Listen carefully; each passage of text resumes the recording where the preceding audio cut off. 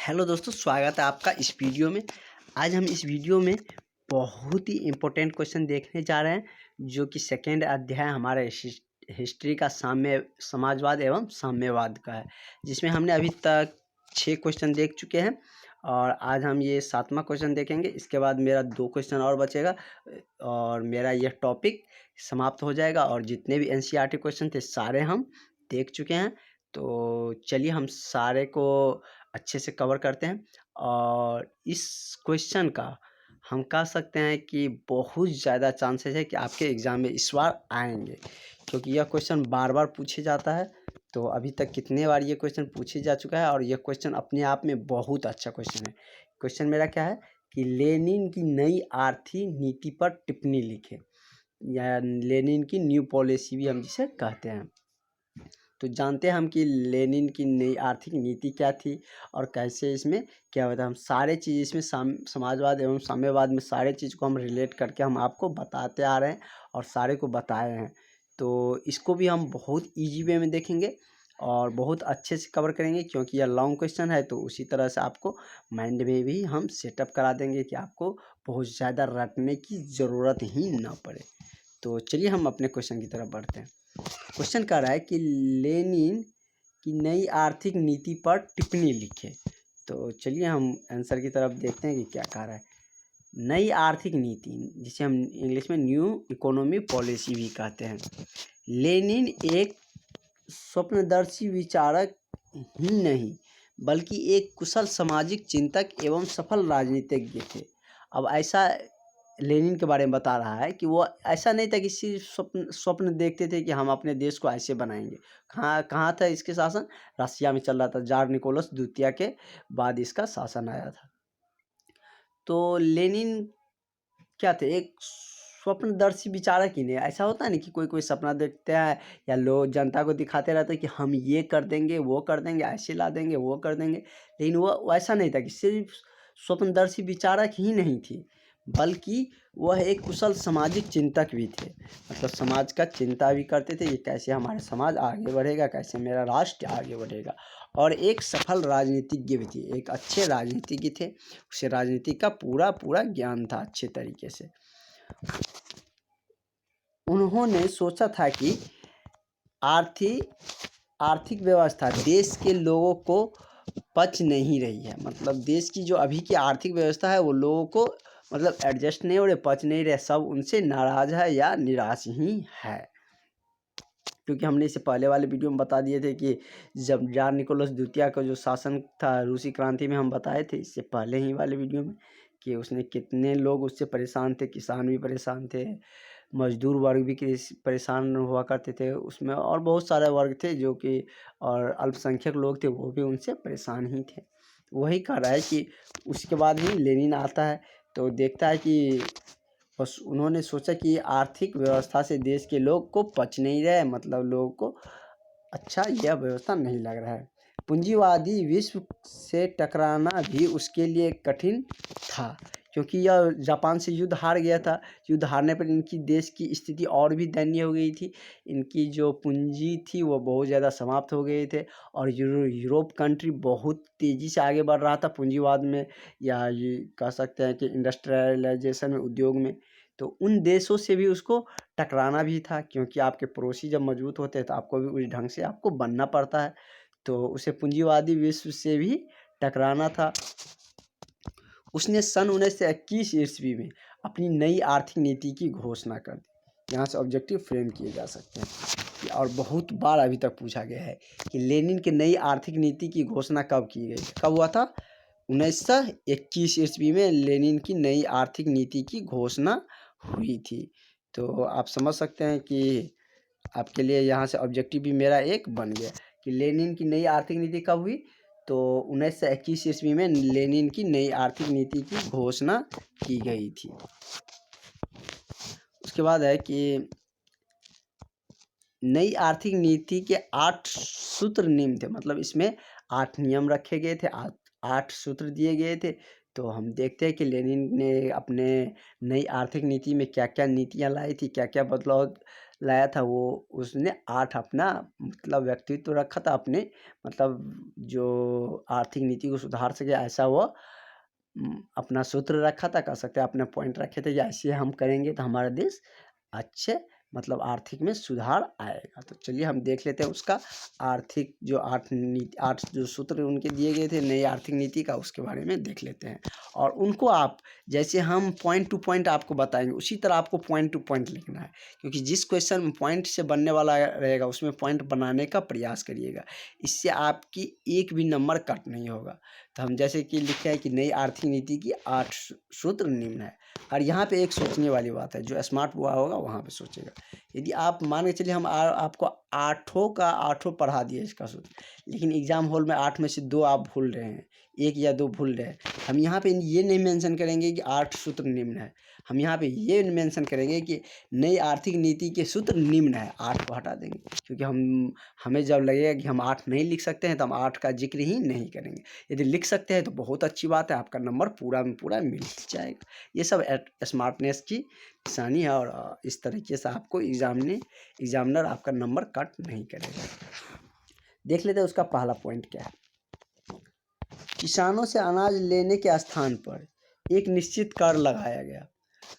जो jar Nicholas द्वितीय करते थे कि किसान से ज़्यादा के ज़्यादा अनाज ही ले लेते थे, लेकिन यह क्या किया कि अनाज लेने के स्थान पर उससे कर लगाया गया कि आपको टैक्स देना पड़ेगा, इस तरीके से आपको चुकाना पड़ेगा। जैसे अभी इंडिया में भी है कि आपकी ज़मीन का बहुत सारी चीज़ कटाना रसीद कटाना पड़ता है, तो वह क्या है एक तरह की से कर के रूप में दिया जाता है, लेकिन आपसे अनाज तो नहीं लेते हैं सरकार। तो उसी तरह ये भी लेनिन ने भी वहाँ पे किसानों के लिए एक अच्छी नीति लाई, एक अच्छा बदलाव लाया कि आपसे अनाज नहीं लिया जाएगा, एक निश्चित कर लगाया जाएगा कि इतना ज़मीन पर आपको इतना टैक्स देना होगा। बचा हुआ अनाज किसान का था और जो भी अनाज बच जाते हैं जो मतलब जितना अनाज होता है कुछ बेच के मतलब कर देता था, नहीं तो जो बच जाता था वो किसका होता था, किसान का ही होता था। वह उनका मनचाहा प्रयोग कर सकते थे, या तो जिसके पास खाने के लिए नहीं वो खा सकते हैं, बेचना चाहते हैं तो बेच सकते हैं, उसका अपने ढंग से प्रयोग कर सकते थे किसान। और होना भी चाहिए क्योंकि वो अपने तरीके से मेहनत करता है। बहुत ज़्यादा मेहनत करने पर किसान को मतलब अनाज या खेती कर पाता है। सेकेंड पॉइंट देखते हैं। यद्यपि यह सिद्धांत कायम रखा गया कि ज़मीन राज्य की ही है, फिर भी व्यवहार में ज़मीन किसान के अधिकार में था। यद्यपि यह सिद्धांत कायम रखा गया कि ज़मीन राज्य सरकार की ही होगी, राज्य के ही होंगे, लेकिन आपको दिया जाएगा व्यवहार करने के, ज़मीन का व्यवहार करिए कि मतलब आप किस तरीके से आपका खेती करना है या क्या करना है, उसका व्यवहार अपने किसान अपने अधिकार से करता था। जैसे कि मान के चलो कि अभी माने मेरे ही अपने ही देश में हम बात करें, किस खेत और ज़मीन तो हम लोग का ही रहता है, लेकिन वहाँ पे यदि सरकारी कोई चीज़ बनना होता है उनको मुआवजा देकर हमसे ले लिया जाता है। जैसे सड़क ही बनना है तो आपको मुआवजा दे दिया जाता है और आपको ज़मीन ले लिया जाता है। इसका मतलब ये हुआ कि ज़मीन तो राज्य की सरकार की है, सरकार की ही होती है, सिर्फ हम लोग क्या प्रयोग में लाने के लिए अपने अधिकार में रखते हैं। थर्ड पॉइंट है कि 20 से कम कर्मचारी वाले उद्योग को व्यक्तिगत रूप से चलाने का अधिकार दिया गया। मतलब जिस उद्योग में, जैसे हम कुटीर उद्योग कह सकते हैं, हम भूगोल में आपको कुटीर उद्योग भी बताएंगे, जो कि बहुत अच्छे क्वेश्चन है और पिछले ईयर हम बताए भी थे और इस बार पूछा भी गया था। तो उसमें कुटीर उद्योग मतलब छोटा उद्योग होता है। तो वही कह रहा है कि 20 से कम कर्मचारी वाले उद्योग को व्यक्तिगत रूप से चलाने का अधिकार दिया गया। उसमें ऐसा नहीं है कि सरकार को टैक्स देना होगा या बहुत बहुत ज़्यादा परमिशन लेने की ज़रूरत है इससे या उनसे। तो उससे आप अपने ढंग से भी चला सकते हैं। जैसे छोटा उद्योग मान के चलो कोई छोटा काम ही कर रहे हैं तो उसमें 20 वर्कर का ज़रूरत है। तो अब ऐसा नहीं है कि हम सरकार से पूछने जाएंगे कि हम लगाएंगे या नहीं, कितना टैक्स देना होगा। लेकिन बड़ा उद्योग लगाइएगा तो आपको राज्य सरकार से या जो भी वहाँ पे लोकेलिटी होता है उनसे आपको परमिशन लेना होता है। चौथा पॉइंट है सीमित तौर पर विदेशी पूंजी लगाया जा सकता है। मतलब उसने फिक्स कर दिया कि सीमित तौर पर ही विदेशी व्यापार लगाया जा सकता है, नहीं तो मतलब ज़्यादा वर्चस्व विदेशी विदेशी शासक का ही हो जाएगा, क्योंकि यदि हम किसी सामान के गुलाम हो जाते हैं तो हमें वही सामान अच्छा लगता है और उसके लिए हम कुछ भी करने के लिए तैयार हो जाते हैं। इसी तरह हमारा देश भी गुलाम हुआ था कंपनी की। थोड़ा ही ईस्ट इंडिया कंपनी 1600 ईस्वी में आया और धीरे धीरे अपना पूरा वर्चस्व पूरे इंडिया पे बना लिया। नेक्स्ट देखते हैं 5वां पॉइंट कि उद्योग का विकेंद्रीकरण कर दिया गया, मतलब उद्योग का भी विकेंद्रीकरण कर दिया गया। निर्माण एवं क्रियान्वयन के बारे में भी विभिन्न इकाइयों को काफ़ी छूट दी गई, मतलब उद्योग को विकेंद्रीकरण भी कर दिया गया। उसके बाद आप किस तरीके से कार्य करते हैं उसमें भी काफ़ी छूट दी गई। ऐसा नहीं कि मतलब बहुत ज़्यादा आपको सरकार दबाव डाल रही है टैक्स के लिए या कोई चीज़ के लिए, तो उसके लिए भी छूट दिया गया, तभी ना आपके मतलब कंट्री में कोई निवेश करेंगे।